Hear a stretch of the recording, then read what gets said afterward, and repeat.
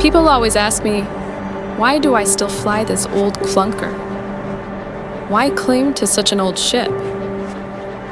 And my answer is always the same: legacy.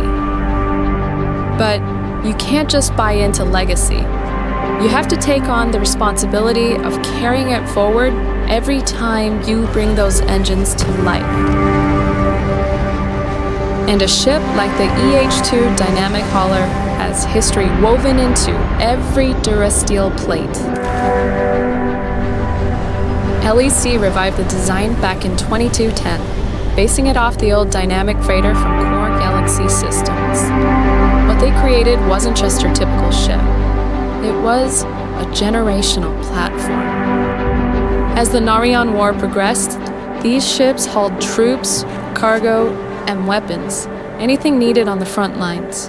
They carried a reinforced Durasteel hull and a redundant shield array that could shrug off UC gunship fire.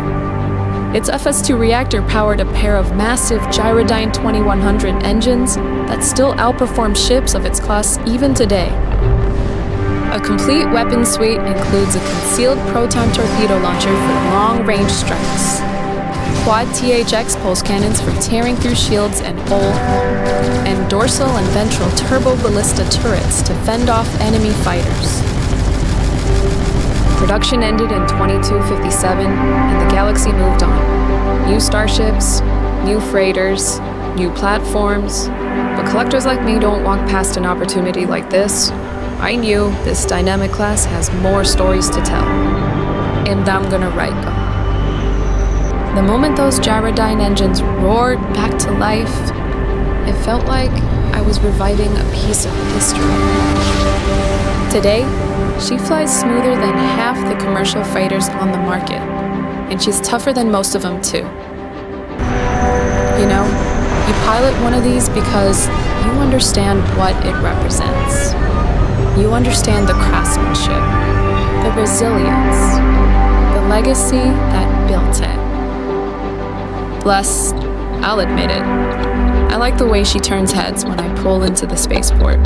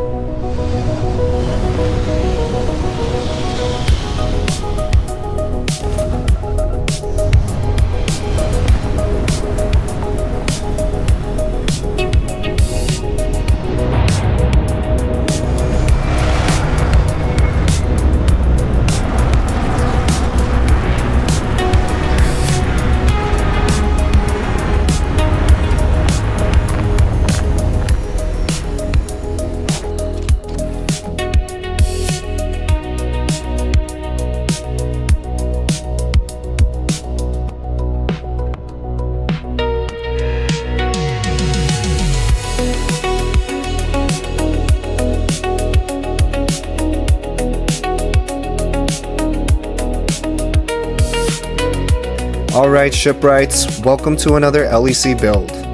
With Falkland Systems getting its 2.0 update, I wanted to get a new ship out and I rushed this video out as soon as I could, which means I had to push back that RSI Apollo Medevac build that I've been teasing.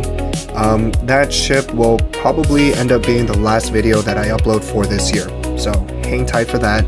I just wanted to get this build out as quickly as possible, so you can all build some ships with the new parts. Now, the Ebon was a dynamic class freighter, developed by Core Galaxy Systems before it was bought out by Kuat Drive Yards, so it's actually not a Corellian ship like many assume, though it had similar roles to many of the most famous Corellian freighters out there like the Millennium Falcon or the Outrider. It started out as a smuggling ship just like those, and then it rose to legend during the days of the Old Republic. It was stolen and refitted multiple times before it eventually became Revan's ship during the events of Knights of the Old Republic, which was during the Jedi Civil War. The Ebon was both a base of operations and a home for Revan and his allies as they fought the Sith. You could say that the Ebon walked so that the Millennium Falcon could run. They were both developed to be fast, heavily modified, and they were both always at the center of galactic conflicts. The Ebon is probably the second most requested ship that I've gotten behind the Ghost, and since we've got a 2.0 update for Falkland Systems, we now have the necessary parts to make a pretty accurate dynamic class freighter. And with Fate of the Old Republic just getting announced, it's kind of perfect timing to do an Ebon build. As far as the pricing goes, it will cost over 2.1 million credits to build a ship exactly like this. Now if you take out the Matillion weapons and components, the ship actually costs about 10% of that at around 227,000 credits. I like to use Matillion weapons and components, but they tend to be the most expensive items in the game. And for this build, I'm using a Matillion grav drive, shield generator and shield booster, fuel tanks, engines, plus a set of UDC-28 turrets. And these all add up to about 1.9 million credits. And depending on your cockpit or bridge choices, the price can vary by a few thousand credits as well.